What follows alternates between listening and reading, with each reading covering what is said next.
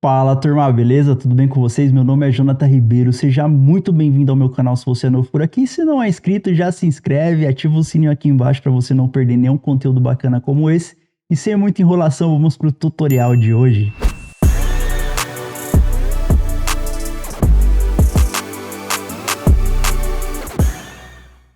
Bom, turma, vamos lá. Na aula anterior, eu expliquei para vocês a estrutura de um frasco. Então, independente se é polietileno de alta densidade, se é alumínio, se é vidro, se é PET, a estrutura se repete. Então, nós temos gargalo, corpo e fundo.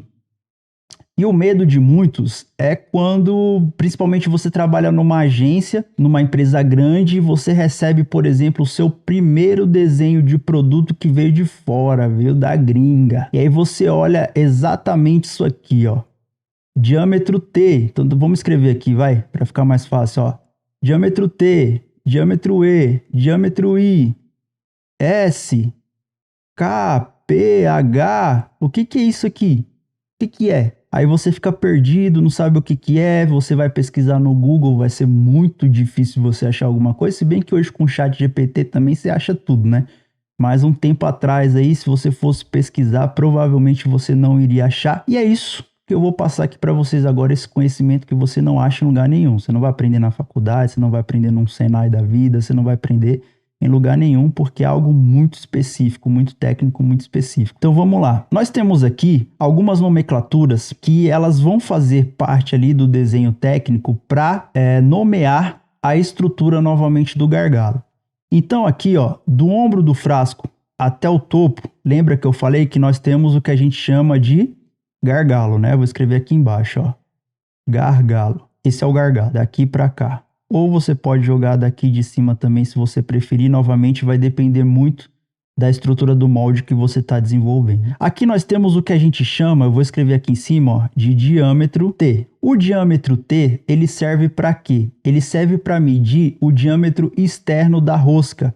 E por que T? Porque T vem do inglês de thread, né? Thread é rosca. Então eu vou escrever aqui em português, porque meu inglês não é muito bom não, tá? Então, eu vou escrever aqui, ó. T significa o diâmetro externo. Então, eu vou colocar aqui, ó. Deixa eu apagar aqui, ó. Vou colocar aqui, ó.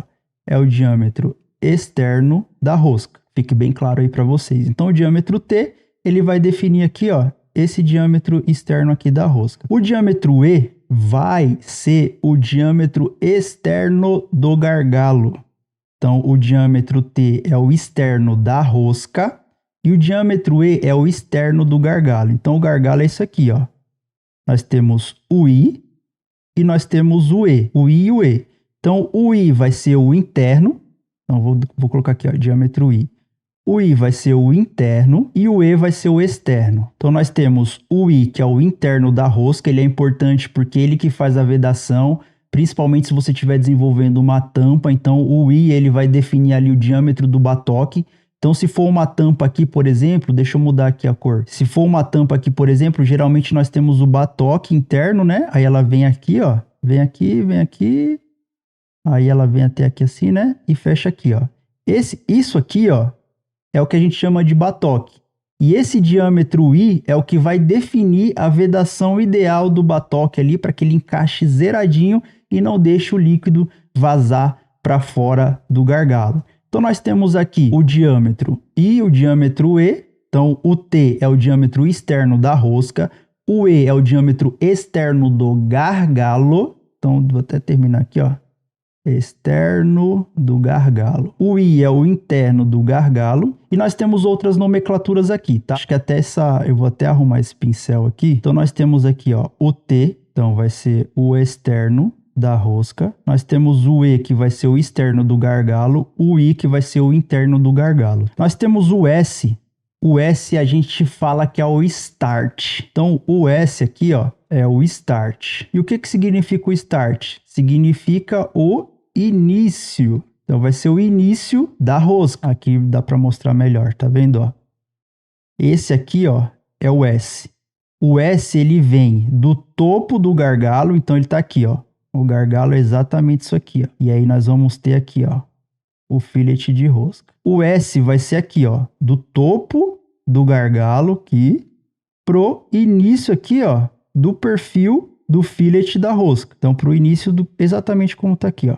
Para o início do perfil do fillet da rosca, esse vai ser o S. Ou Start, início, para que você não esqueça nunca mais. Nós temos aqui o K, né? Então, o K ele vai ser meio que o final, mas dificilmente você vai ver essa nomenclatura K. Então, ela não, teoricamente, não é tão importante para a gente, porque o que vai definir esse K aqui, por exemplo, o que vai definir isso aqui para a gente, vai ser o perfil que está sendo usado aqui na rosca, e o perfil da rosca ele varia de acordo com o fabricante, de acordo com o tipo de produto que a gente está desenvolvendo. Então, por exemplo, o perfil de uma rosca de um frasco de alumínio vai ser diferente de um perfil de PET, que vai ser diferente de um perfil de polietileno, que vai ser diferente de um perfil para vidro, por exemplo, tá? Então, esse K, ele não é tão importante nesse exato momento e pode ser que você não veja tanto ele em desenhos assim, tá? O que vai ser importante aqui pra gente, quando a gente fala de nomenclatura, é exatamente o T, que refere-se ao externo da rosca, o E, que é o externo do gargalo, o I, que é o interno do gargalo, o S, que é o início, que é o start, né?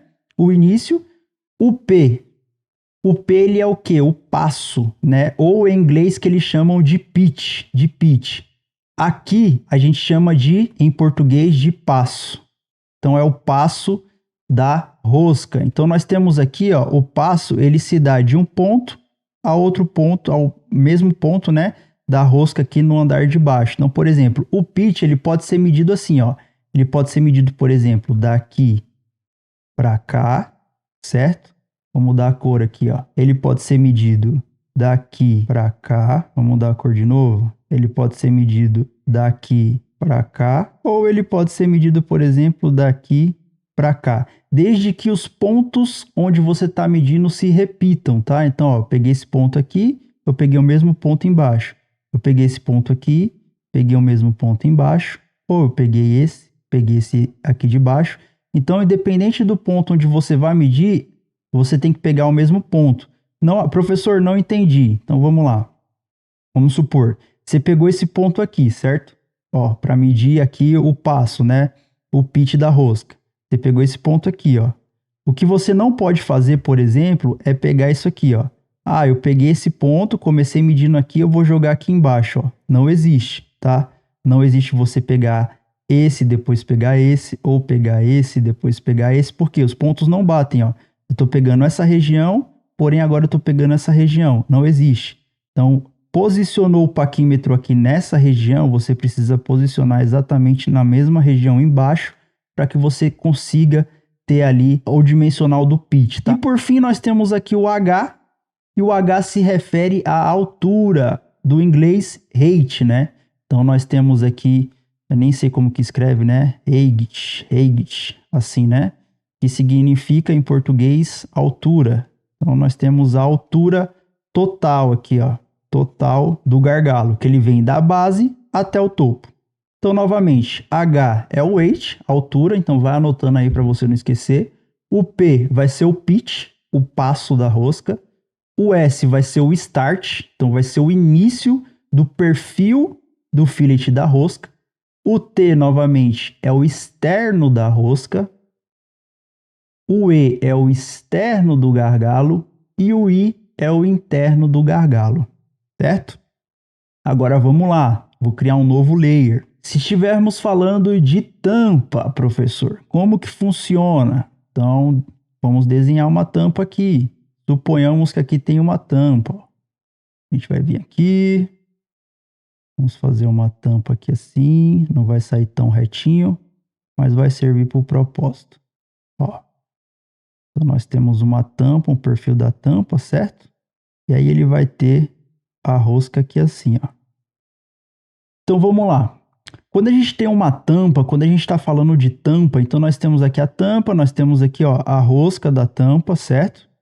E aí nós precisamos fazer a nomenclatura. Então as nomenclaturas, elas basicamente se repetem, tá? Então nós vamos ter aqui essa parede aqui, ó.